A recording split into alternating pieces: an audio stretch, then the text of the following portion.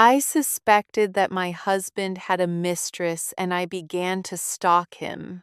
My name is Clara, and for 15 years, I believed I lived in a house built of stone and certainty.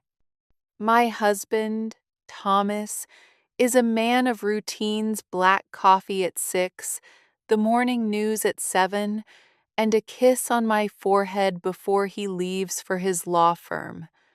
But 3 months ago, the air in our home changed. It became thin and cold. The routines remained, but the spirit behind them had vanished. He began staying late for depositions. His phone was suddenly face down on every surface, and that familiar, warm gaze had been replaced by a distracted fog. The suspicion didn't arrive all at once. It grew like ivy, slow and suffocating. It started with the scent of a perfume that wasn't mine, something floral and sharp that clung to his wool coats. Then came the hushed phone calls in the garage. I told myself I was being paranoid, that 15 years of marriage earned him the benefit of the doubt. But the intuition of a wife is a terrifyingly accurate compass. I decided I could no longer live in the quiet agony of not knowing. I didn't confront him. I knew he was a lawyer, trained to weave circles around the truth. Instead, I became a ghost in his periphery. I began my watch on a rainy Tuesday. I sat in my silver SUV 3 blocks away from his office, wearing a hat and sunglasses that made me feel like a cliché in a bad noir film. My heart hammered against my ribs so loudly I thought the pedestrians might hear it. I watched the glass doors of his building, praying I was wrong, hoping he would walk out alone and go straight to the gym as he always claimed. At 5:30 p.m., Thomas emerged. He wasn't alone. A woman walked beside him, younger, with vibrant red hair and a laugh that seemed to fill the street. He didn't just walk with her, he leaned into her. He touched the small of her back as they reached the curb. It was a gesture of intimate ownership, one he used to reserve for me. I followed them at a distance, my hands trembling so violently I had to grip the steering wheel until my knuckles turned white. They didn't go to a hotel or a dark bar. They went to a small, charming bistro on the edge of town, a place we used to go when we were first dating. Watching them enter that door felt like a physical blow to my chest. For the next 2 weeks, I became a shadow. I learned her name was Elena. I learned she worked in marketing. I followed them to parks, to galleries, and to a boutique where I watched through the window as he draped a gold necklace around her neck.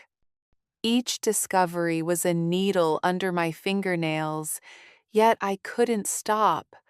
I needed the full picture of my own destruction. The most painful moment came when I followed him on a Saturday afternoon when he said he was checking on a client. He drove to a quiet residential street and pulled into the driveway of a small blue house. He had a key. He didn't knock. He walked in like he belonged there. I sat in my car at the end of the block, staring at that blue house for 4 hours. I watched the lights come on in the living room. I watched the silhouettes move behind the curtains. He wasn't just having an affair. He was living a second life. I realized then that a scream would be too small for this betrayal. If I confronted him now, he would apologize, he would lie, he would promise to change, and we would spend years in a miserable, broken repair.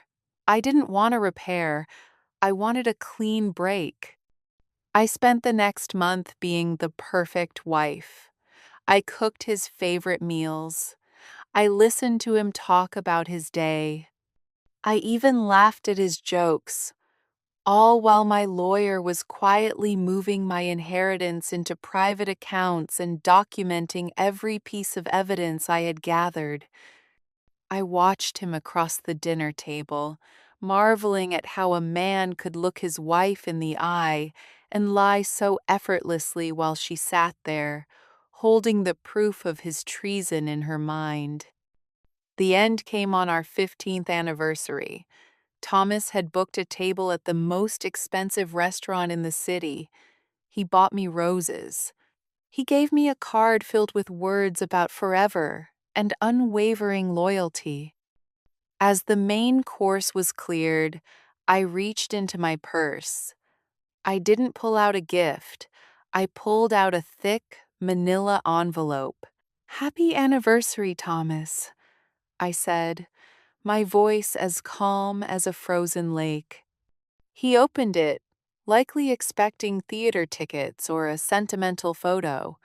Instead, he found high-resolution photographs of him and Elena at the Blue House. He found the bank statements showing the jewelry he'd bought her. He found the lease agreement for the apartment he was paying for in her name. The color drained from his face, leaving him looking aged and hollow. He opened his mouth to speak, to litigate, to defend, to lie, but I held up a hand. "There is nothing you can say that I haven't already heard you say to her," I told him. "I have spent weeks watching you. I know the man you are when you think no one is looking, and that man is not my husband." I stood up, leaving the roses and the loyalty card on the table. I didn't wait for his explanation. I didn't need to hear his excuses.